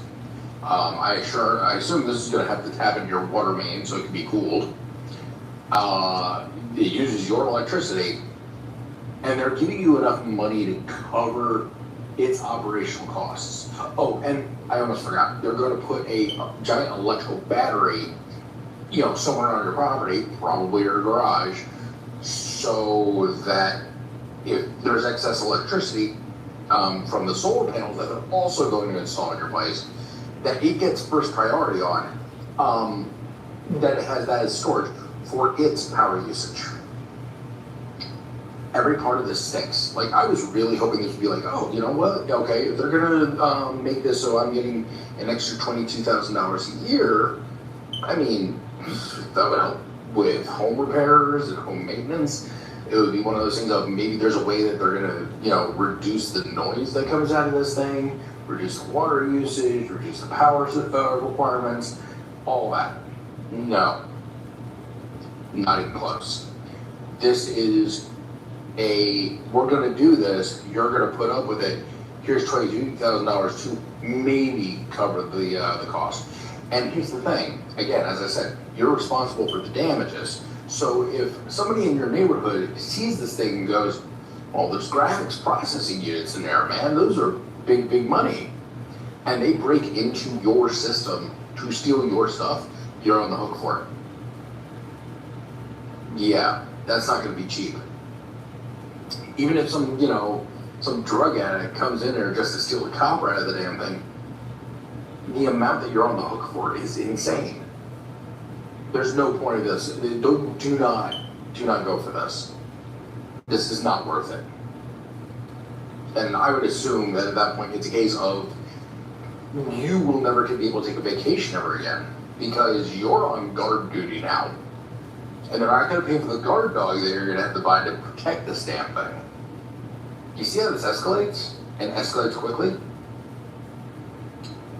Don't put AI data centers on your property. I don't know about any of y'all, but I will not be putting an AI data center on my house. It's not worth the squeeze. Now, what about you? Do you feel the same way? What if one of your neighbors decided to do it? Someone who's directly across the street from you or just to your left or your right? How would you feel if they did it? I'm gonna say this for all my people in the back, so put your hands up. I live in West Texas, I go to Texas Tech, and I love being out here in West Texas. You can stand on a can and literally see for miles. It's great, it's beautiful. Nothing can beat it. It's just one of a kind. It's a beautiful place, and it's time to address these data centers, okay? It's not okay. I don't know what the logic is behind it. I don't know what the thought process is behind it. You could put them literally anywhere else, but you want to put them in a place where not a lot of people come, and an open land, which is killing agriculture, killing livestock, killing a lot of things, and consuming water. It just doesn't seem like a good idea. If you do your research, you'll find out that the people that are behind building these data centers are all private investors. You can't find names, you can't find nothing. It's real shady, and someone needs to figure something out and put a stop to it because it's not okay. The amount of farmers that I come across, the amount of people that have land and own animals that are on that land that I come across and have conversation. Your logo here. And there. There too. Yeah, anywhere, really. Sure, just be careful. Vector 3D dogs can happily enjoy playtime. Vector 3D, a monthly topical that fights biting. So all the people that cut their parents off, how are y'all doing right now? I feel like y'all are having a blast, Cut off my MAGA mom yet. And I just need MAGA to know that when we're making these decisions to cut you people out of our lives, that it is a long and arduous decision. I have wrestled with this decision for years now. And I think I'm there. Hello guys, welcome once again to the channel. I hope when you're watching, you're having a great time. Now, in recent days, we have seen an increasingly huge number of kids, especially those kids whose parents were MAGA supporters. They're starting to cut off their parents. They don't want to have a relationship with their parents. The main reason being that they feel the ideas or the ideals they are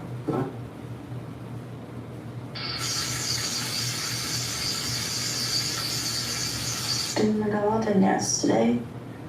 Couldn't find my own glasses. I thought I'd wear them.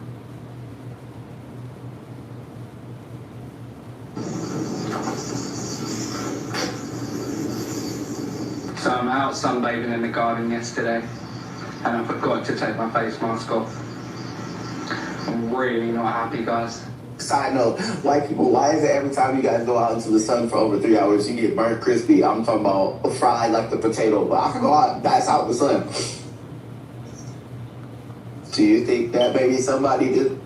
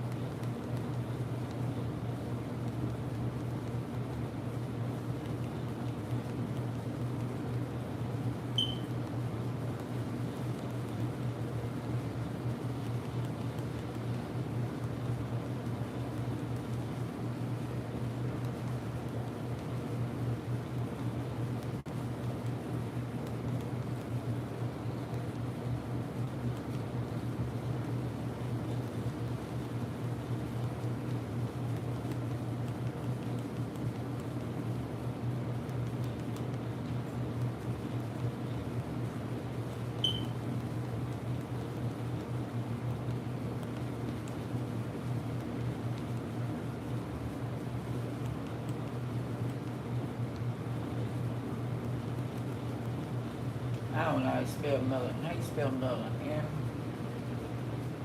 Melon.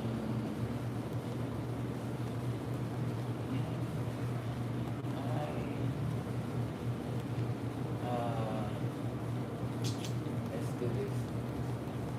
Damn, Saint.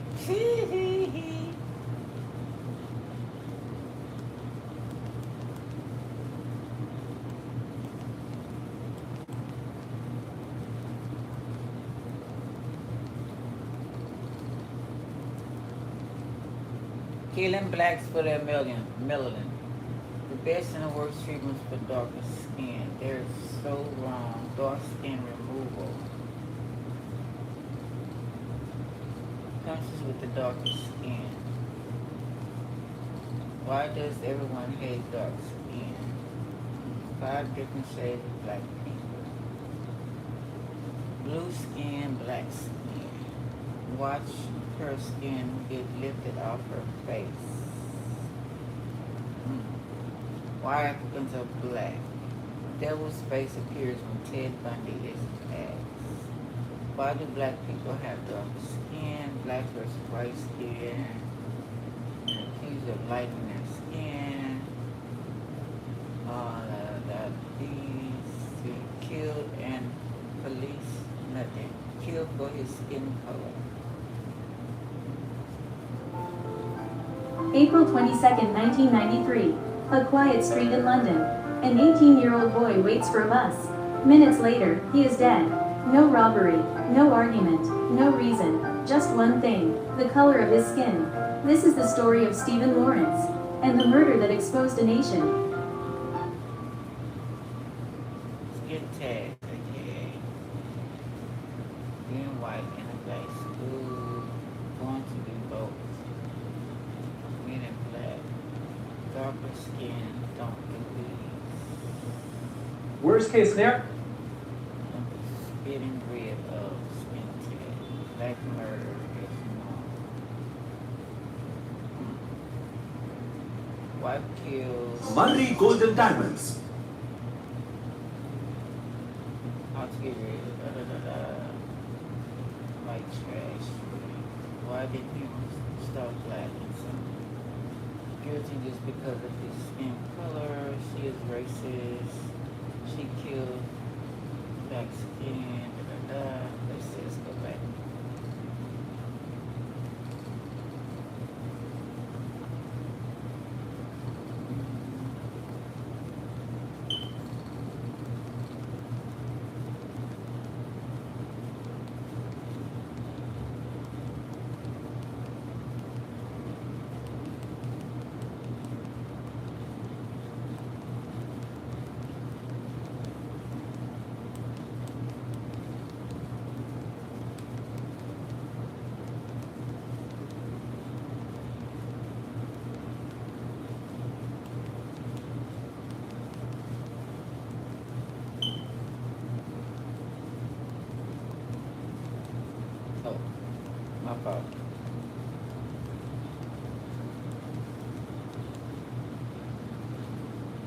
There's only white people because black people came, but Hispanic black people only, yellow, feeling black American. They lied to you about black history, how those blacks were treated in Mexico, why people so racist, ask why black America got killed by police, racist, blah blah blah, racist black people, how Africans truly feel about where the black people come from, blah blah blah. And past white supremacy, blah blah. Because of blah, why Africans are black, the science of melanin getting sacrificed with the open tribe. I read your constant explanation is black, blah, blah. No videos on it yet, huh? Here's of blacks being killed because of skin. There. So, thank you, sir. Fears of blacks being killed because of their skin. Want to say testing. Hopefully that's for Testing, the 1, 2, 3. I lost my save our internet. children. Look like I'm back up. Nah, Want to say welcome, ladies and gentlemen, to the talk. He thinks about something different than what I'm looking for. Yeah, they don't have it up there and they won't have it up there. Let's get back. Let's go back to home. Sorry, black folks, tables have turned. I'm not get it. She saw this at Walmart. Whoa. White Americans are panicking. The world have seen who they really are. Hospital horror. The great separation. They came to start problems. All right, y'all.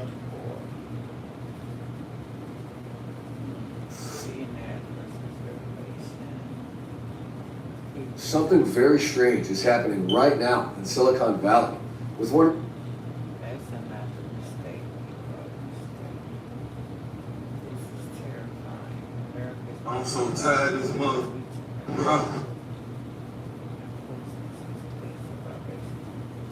Ladies. Stop!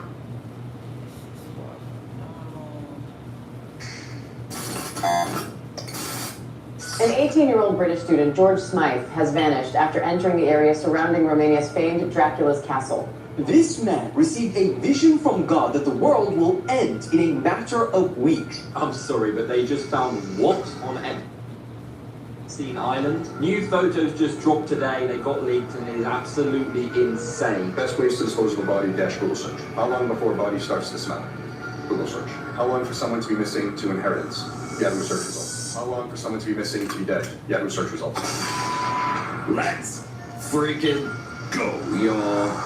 Welcome back to Unreal Reality, guys. Today, we'll be reacting to creepy and mysterious videos I seriously regret watching alone. If anyone's new out there, please consider hitting that like and subscribe button so this video gets recommended to others. And with that out of the way, let's jump right into it, guys. This man received a vision from God that the world will end in a matter of weeks. And he is trying to save us all by building an ark. Bro, and if he is right, we have not learned from the first time. Because people are trolling him hard in the comments. Evo Noah was told by God to build a number of boats to save people from the flood 2.0, which he was told would happen on December the 25th this year. And months later, he has now built 8 arks. That includes 250,000 panels of wood and is capable of holding 5,000 people each. Now, fortunately, there is some hope for us that don't live in Ghana, because Evo Noah said that anyone from around the world can come and join him as long as they have a covenant with God. In fact, he says that one of his arks will be able to hold 600 million people. Don't ask about the math, okay? Bro's a builder, not a calculator. Now, this has divided some people online. Some people admire his faith, and he now has 200,000 followers on TikTok, while others are trolling him. pretty hard, asking him to do things like install sockets to charge their phones. I mean, we all know how that ended last time. So the question is, are we all meeting in Ghana this Christmas, or? Listen, I respect the hustle. If the world doesn't end,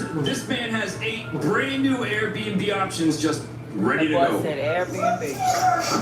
You're not here. What? What are you scared of, Emily? She walked into a f***ing kennel, bro. What the fuck? Wow.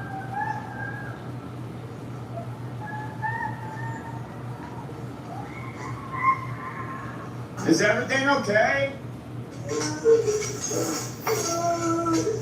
Wow. Can I put my dog up? What are you scared of?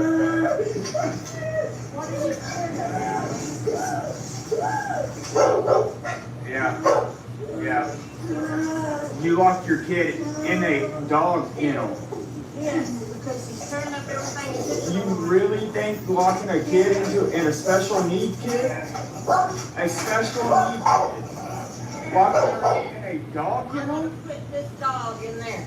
Wow. Now, you understand how that is on a special needs kid? To where I get home and I hear somebody screaming like that? Just breathe, okay? Help is here. Help is here. You're okay. This ain't gonna happen to you again. We got you help, all right? What's your name? I'm Justin, okay? You see this on crime TV or, movies and stuff like that. And I didn't think that it being this close right there that it would happen in my backyard. But like they say, you never know who your neighbor is. Yeah, he was peeing on my things was definitely not the plot twist she thought it was going to be. Excuse me, ma'am, that's not an excuse. That's a confession. An 18-year-old British student, George Smythe, has vanished after entering the area surrounding Romania's famed Dracula's castle. George left the resort town of Poiana Brașov on the 23rd of November 2025, planning to hike alone toward Grand Castle in the Rusegi Mountains. That evening, he called Romania's emergency hotline asking for help. He said he was exhausted, freezing, and had been forced to step inside the castle grounds to rest for a moment. It was the last time anyone heard from him. Rescue teams later found his backpack at the entrance of Grand Castle. Inside were a sleeping bag, a tent, and scattered food. There were no footprints, no phone, and no trace of George himself. Local search organization Salvamont Brașov launched a full mountain rescue operation. Helicopters, drones with thermal imaging, search dogs, and ground teams have been deployed across the forest and the steep terrain around the castle. Progress has been slow. Heavy snow, freezing temperatures, and the rugged landscape continue to block search teams. Authorities say there is still no explanation for how he disappeared so quickly after his distress call. The question remains, why did George Smythe walk into Dracula's castle, and why did he vanish after stepping inside? Now, why did he even think about doing This is exactly why I don't vacation anywhere that has vampire lore in the brochure. Relevant sightseeing and quite literally got sight unseen. Best ways to dispose of a body, Google search. How long before a body starts to smell? Google search. How long for someone to be missing to inheritance? Yahoo search results. How long for someone to be missing to be dead? Yahoo search results. How long does DNA last? Which is a Google search. Can identification be made on partial human remains? Google search. How to dispose of a cell phone? Google search. How to dispose of a computer? Google search. I'm a user of my wife's credit card. She is missing. Can I still use the card? Google search. My wife is missing. What should I do? Google search. Your spouse is missing and you want a divorce / hello divorce. Ways to dispose of body parts after murder. Yahoo search results. 6 ways to dispose of a body - murder. Patrick Kearney. Google search. Who is Patrick Kearney? He is was named the trash bag killer, cleaning up a dead body / wired. YouTube. How to clean blood from a wood floor? Google search. Can I use bleach to clean my wood floors from blood stains? - Google search. What does bleach do to dead bodies? Google search. Want to get away with murder? - Use special detergent / Discover magazine. Is it better to throw away crime scene clothes or wash them? Google search. How to use hydrogen peroxide on bloodstains? Google search. How to clean bloodstains with hydrogen peroxide - YouTube. Should I use hydrogen peroxide 8 on bloodstains in concrete? Google search. Can the FBI tell when you access your phone? Google search. Does a dishwasher clean blood? Google search. Is it possible that a knife which had blood on it remains contaminated with HIV after it has been washed with hot water and dishwasher soap? Quora. How to remove a SIM card from an iPhone. That's your Yahoo search. Remove or switch the SIM card in your iPhone Apple support. How to remove a hard drive from an Apple laptop Yahoo search results. TJ Maxx near me, Norwell Yahoo search results. How long do stores keep security footage Google search. How to saw a body Google search. How to dismember a body Google search. Hacksaw, the best tool for dismembering a body Google search. Details of dismemberment discussed in murder trial /Wayne 15. Can you be charged with murder without a body Google search. Murder conviction without a body Wikipedia. No corpse no problem. Notable murder convictions without a body A&E true crime. Can you identify a body with broken teeth Google search. What powder mask smells the best Google search. Can I mix white vinegar to stop smells Google search. Can baking soda make a dead body smell good Google search. Cleaning up blood without leaving a trace 5 tips aftermath services. Are footprints easy to wash away Google search. How long for a dismembered body to decompose Yahoo search results. Body found at trash station Yahoo search results. Can a body decompose in a plastic bag Yahoo search results. Can police get your search history without your computer Google search. Does the cell phone track your historical location Yahoo search results. Shit, at this point, he might as well just called the feds directly and asked for a friend. Am I cooked? Google search. He says he was forced to make old food look fresh. That's why he secretly recorded his supervisor admitting tampering with best before dates is industry standard. Every store does the same thing. All the other stores do the same. At his home, Safari demonstrates what he says is done at work. He takes cheesecakes weeks past their best before dates, adds new toppings, and sells as fresh. I decorate it, and I'm selling expired stuff, food. In a national online call-out, Marketplace hears from grocery workers at smaller stores and big chains, sharing stories of food tampering. He used to work in a Toronto area supermarket. He shows us how he was told to give old meat new life. It's like this. We would dabble in a little bit of blood, throw it into the meat mincer with some redder meats, and then all together it would make it look red. Wow. And then we put it back up on the shelf. At the University of Guelph, a microbiologist simulated what grocery insiders told us they do. He discovered toxins and bacteria. This is your local grocery store basically performing cosmetic surgery on expired meat. Bro's not even a butcher. He's a mortician for the deli department. There's actually no way. We gotta draw the line somewhere, Cynthia Erivo. How is she everywhere? What is it with this girl? And she's doing the most controversial stuff. There's got to be an agenda behind this. First of all, she plays Jesus Christ. That was the most controversial thing we've seen in a very long time. What? And she played at the Hollywood Bowl as Jesus Christ and Jesus Christ Superstar. And then you have all of the wicked stuff, the most cringe scripted interviews. No one knows why they're doing it. No one knows why they're acting like that. But it's just the weirdest thing. Everyone has a crazy transformation in their body. No one knows the answers to any of this stuff. And now you see rumors of her being casted as Voldemort in the new Harry Potter. Now that's just a rumor. But people are saying that Voldemort might be casted as a woman, and everyone wants Cynthia Erivo to do it. What? And this is where I gotta draw the line. Now, this role in particular might actually be fitting, but in my opinion, let's just leave the classics the classics. If you want to make a whole new movie where women are playing men, vice versa, go for it. It's probably gonna flop in the box office anyway. But this, Harry Potter, this is where we gotta draw the line. Going from Jesus to Voldemort as a female is not a role change. That's a complete identity crisis. Guys, at this point, I'm not sure if she's acting or just on the final form. But I don't know about Harry Potter. Oh my god. Oh my god. What the f is that Lego doing?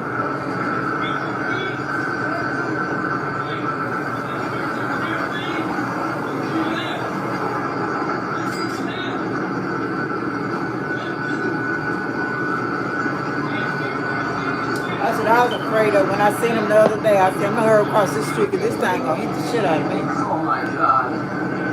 Oh my god. What the f is that Lego doing?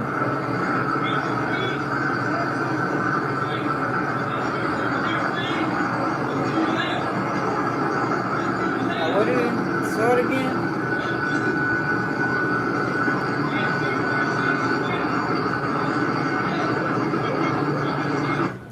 Did you see the guy in the ground? He looked just as confused as the robot Uber did. It's like Waymo really said, police standoff? Nah, never heard of her. Dementia in 20 to 30-year-olds is spiking.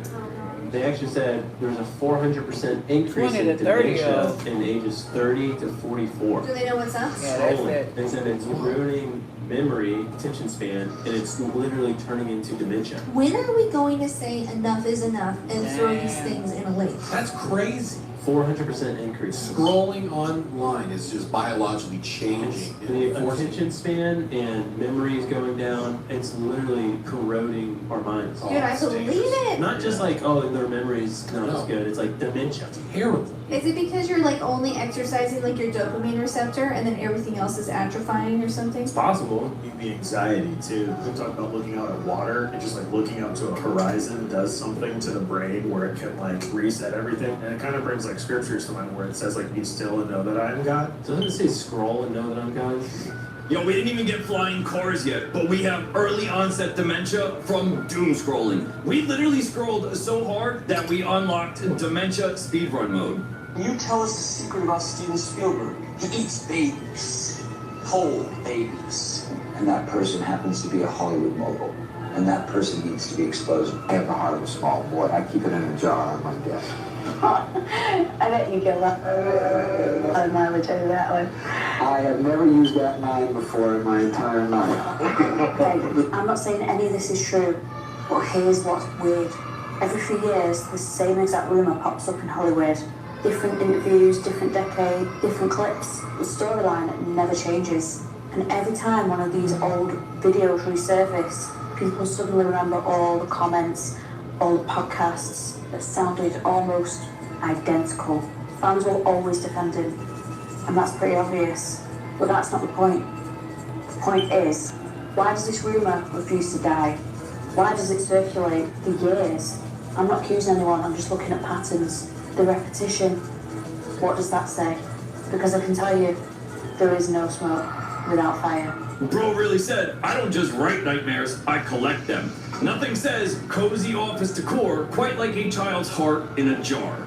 Remember those hearing tests that they would make you do in school? They'd put you in a tiny room, put those giant headphones on you, and say, oh, raise your right hand if you hear the little beep in your right ear. What if those tests weren't actually to check your hearing? Instead, they were to test your brain and how you would respond to specific frequencies. This theory states that schools used 3 types of frequencies. They used normal tones that you could hear, ultrasonic tones that you couldn't hear, and infrasound tones, which are sounds that you don't hear but you feel. The ultrasonic tones would measure how your brain reacts to outside consciousness and awareness. The infrasound tone is where people report to feel dizziness, have a tightness feeling in their chest, and have the feeling that they're being watched. Allegedly, the beeps that you would hear were just a cover. What they were really looking for is if you followed directions while you were listening to these different frequencies. People believe that this data was stored not for medical reasons, but for psychological ones. Basically, they were testing to see which kids were more susceptible to certain cues. And this is why this theory has stuck. Millions of people remember those tests feeling like something more than just a simple checkup. Yeah, I don't know. What do you think, guys? Were these just standard hearing tests? Or do you think something a little more sinister was going on in the background? I would love to hear your thoughts on this, guys. Let me know down below. Alright, I'm gonna take right from this pile the snow, okay? I'm gonna grab right from here where nothing else is, okay? I'm just gonna pack it up. Alright, come here. Okay, where's the lighter? What's she doing? Alright. So if this was, let's say this is real snow. It should just melt. Shouldn't change colors. Well, it should definitely melt. Oh, it's turning black. It's not even melting. There's no water dripping on my hand. There's no water. It's not real. It's not real snow. They do weather modifications. It's not real. It's not, because it would have melted all over your hands. Yeah, sure. Nothing like snow that burns like plastic. Nothing to see here, guys. Completely normal. At this point, I don't even trust the clouds anymore. Do you guys remember the creepy Ori chef Facebook incident? For years, people spoke about it because this profile would post really disturbing things, and people would think that this person might not be real because of the disturbing things that were found.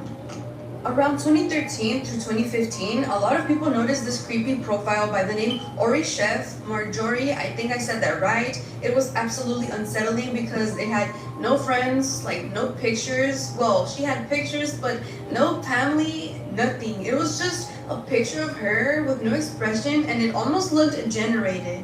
It was absolutely too smooth, too perfect. It seemed like something straight from Uncanny Valley. But here's where it gets disturbing. Many people said that Ori Chef actually friend requested them, and even if like their accounts were private, I think she was able to add them as a friend. And if you accepted the invite, she would send you messages. The thing is, right after you accepted it, your mutual started getting like same requests from multiple accounts that seemed to be like her with the same profile.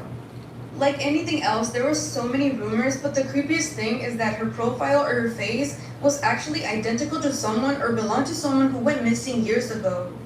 I think some people even swore that she posted like weird cannibalistic things. I didn't see the profile and I couldn't find any pictures, but if you remember this, let me know in the comments. I found myself in Bohemian. That's 2,600 acres of redwood trees. This does not sound exciting. Some of the wait staff are female, and they all have to sign non-disclosure agreements.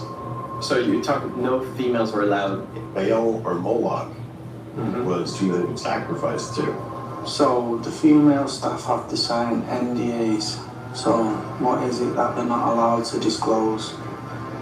What needs to be protected, considering this is a place where you just perform artistic, theatrical stuff and it's nothing to worry about. It's all just for fear and performance art. And before anyone says anything, the guy speaking was the head of a satanic church. So what was he doing there and why he was invited? But anyway, let's not get into that. You've got NDAs, you've got head of satanic churches coming to this event. This place is nothing to worry about, nothing to see here. It's all just in the name of art. Come on guys, wake up. Ah, yes, Bohemian Grove, where the vibes are evil and the NDAs are mandatory. If the guest list is Satanists only, I am to...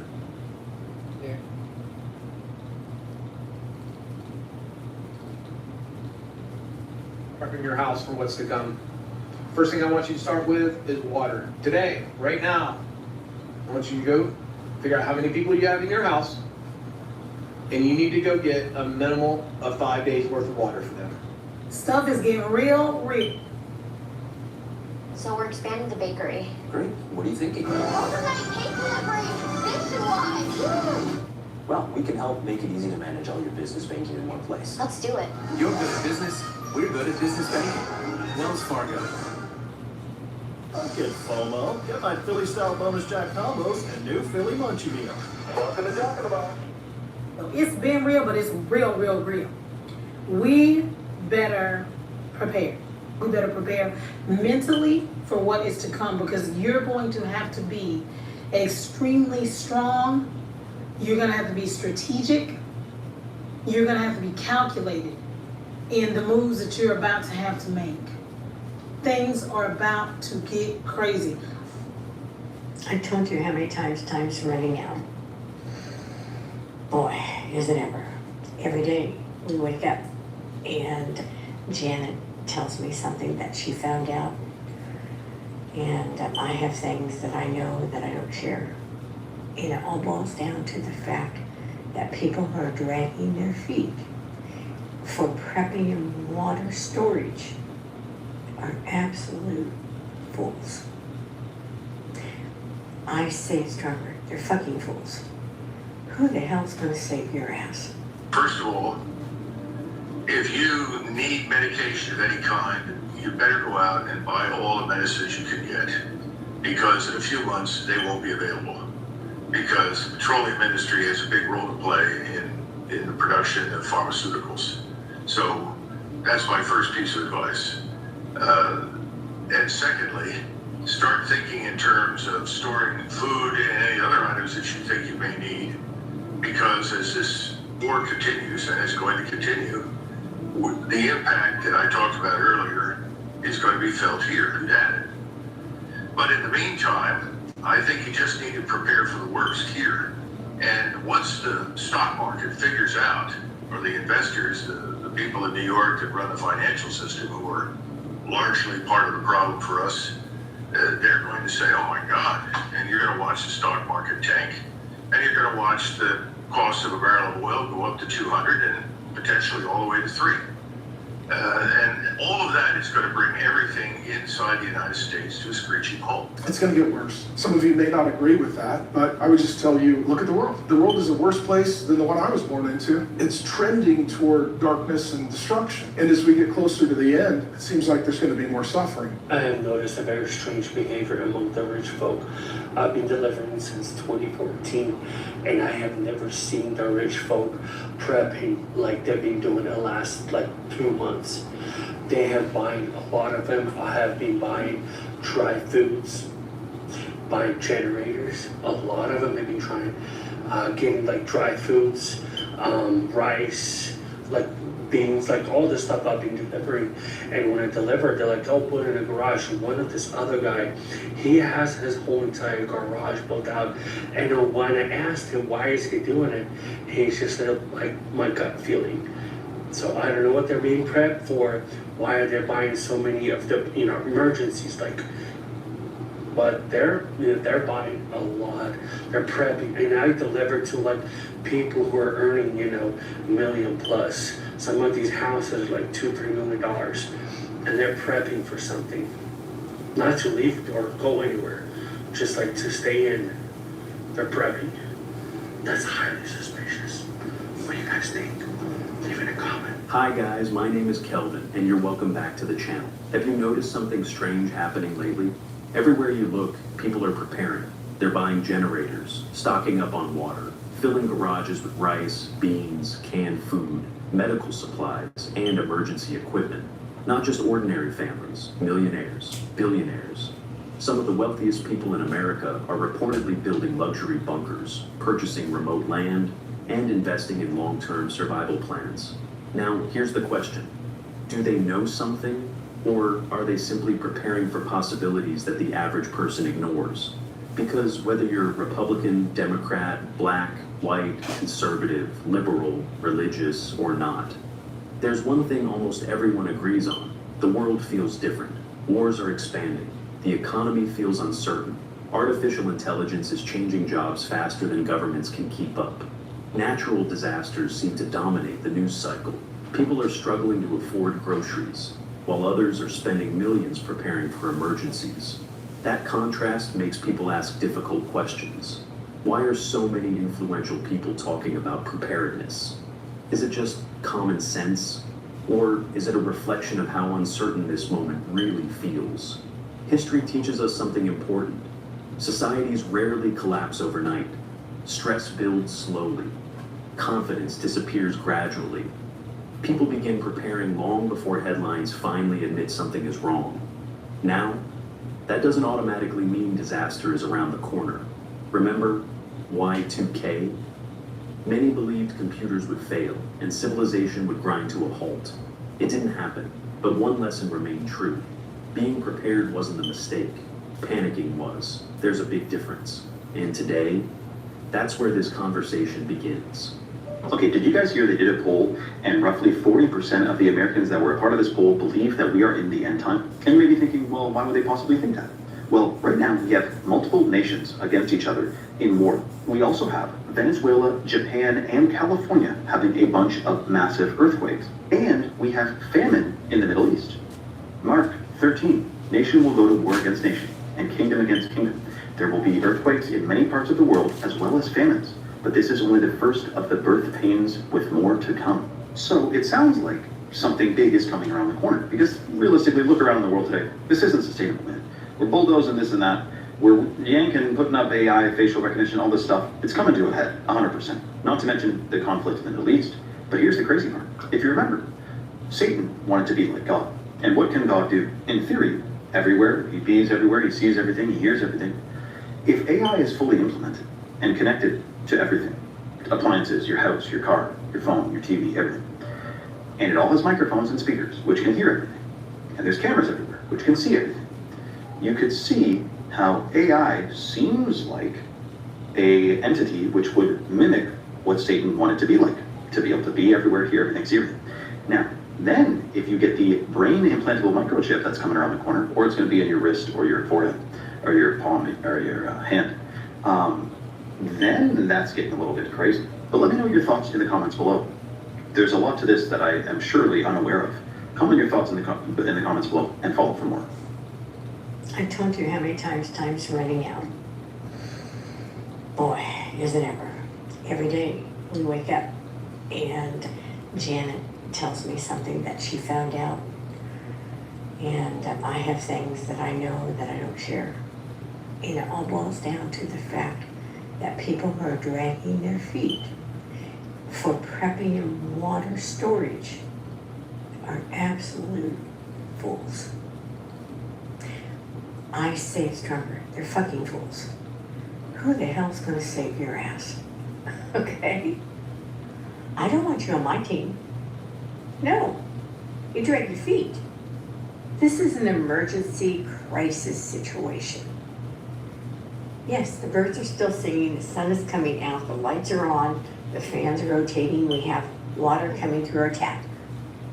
Till we don't. I'm on the edge, and I'm doing everything I can to get my family ready and to always have plan B and plan C. So, if you are waiting for the apocalypse, you are a fucking fool. The time to prep is not when something happens. The time to prep is before it happens. Well, what if it doesn't happen? Oh, God. You have the food and water to use. Don't let it just sit. You'd be a double fucking fool. Billionaires are prepping luxury doomsday bunkers with moats that set on fire. Instead of helping humanity with some of this $196 billion, he's gonna build a house with fire moats. The New York Times for the uber rich is building underground shelters complete with $50,000 trapdoors, parking spaces for submarines. Parking spaces for submarines? Here's a literal rendering of how it would work in case of an external attack. According to builders of these luxury bunkers, the buying frenzy began after Meta founder Mark Zuckerberg announced that he was constructing a $100 million bunker in Hawaii. It got really busy, and it seems like the phone hasn't stopped ringing. World War III seems to be coming. Ron Hubbard, CEO of Atlas Survival Shelters, told The Hollywood Reporter. Renderings show a state-of-the-art medical room, complete with an MRI machine and top-of-the-line equipment. Of course, a state-of-the-art escape tunnel is a must, and so are bulletproof trapdoors leading to secret passageways. With the pandemic top of mind, builders have also thought of decontamination rooms. If the bunker somehow fails in apocalypse, parking spaces for extraction devices like super yachts, helicopters, and submarines can also be thoughtfully implemented into the space. Why do they want to live so bad? Number two, ask yourself, who's going to be attacking them? Really, answer that question. Who's going to be attacking them? Us. Us. That's who they are fighting against. Yeah. Us, the people that they've made their money off of. When we're all starving and dying, we're going to attack, right? That's who they're fortifying these shelters from, is us. Do you guys not realize how biblical this is? How this is literally the book of Revelation. These people are the faces from the book of Revelation. We know how this book ends, don't we? We know this isn't going to work for them. 5 terrifying realities of a widespread prolonged power outage. When the power goes out, most people think about candles and flashlights. But if it stays off, everything changes. Share this with everyone because most of you aren't ready. Here's what it would really look like. No more cell service. Your phone might still power on, but it won't do you much good. Cell towers rely on electricity and backup generators that won't last long. No calls for help, no social media, and no news. No more showers, no flushing toilets, no fresh water from a tap. Why? Because water systems rely on electric pumps. Even if you have your own well, the pump is electric. Imagine days or weeks without clean water. Diseases will spread, hygiene becomes a nightmare. Are you prepared to find and purify water yourself? Gasoline will become more valuable than gold. Without electricity, gas pumps won't work. And once the stored fuel is gone, it's gone. No cars, no generators, no escape. People will fight over the last drops. Are you ready to defend what you have? When the trucks stop running, stores don't get resupplied. No food, no medicine, nothing. And it won't matter anyway. Stores will be looted and abandoned within days after a disaster. What will you do when there's nothing left on the shelves? Without power, the world as we know it will fall apart. No banks, no hospitals, no police. People will get desperate. Neighbors will turn on each other. Those that didn't prepare will come for those who did. Will you be able to protect your family? This is a harsh reality. Are you ready for it? I don't know if everybody is paying attention, but at times are getting really hard. I've had a lot of friends that had good jobs for years, being laid off. I've had people hit me up and ask can they use me as recommendations or referrals and see if I could put them on things. And I'm just paying attention to the climate out here. It's getting pretty rocky. I've also had numerous friends tell me how hard it is to get a job right now. It's a lot of interviews. People are going through the interview process and going to 2, 3, 4 rounds of interviewing and still not getting called back. I know people that's putting in 30, 40 applications a day, and they've been doing that for over 30 days. Still not getting anything substantial called back. So I'm like, I don't know if everybody's aware of how bad things are and how bad things are going to get. We're also like on the verge of going to war. There's countries in war right now. And I think because of so much distractions in the media and in like social media and entertainment and people keeping up with all this bullshit online, people are really numb to what's going on outside. But I say all that to say, a storm is coming, and some people have already felt it, but it's nothing like what it's going to feel like when it really hits. All y'all that's buying jewelry, getting new cars, just adding to y'all motherfucking expenses and y'all workload and y'all overhead. I really hope you've taken in consideration that what you're making now might not be what you'll be making in a few months to a year. So you might need to recalculate some of these things before you keep taking on new burdens. Yeah, good luck. Who has a story about addition? Let's fit it in the next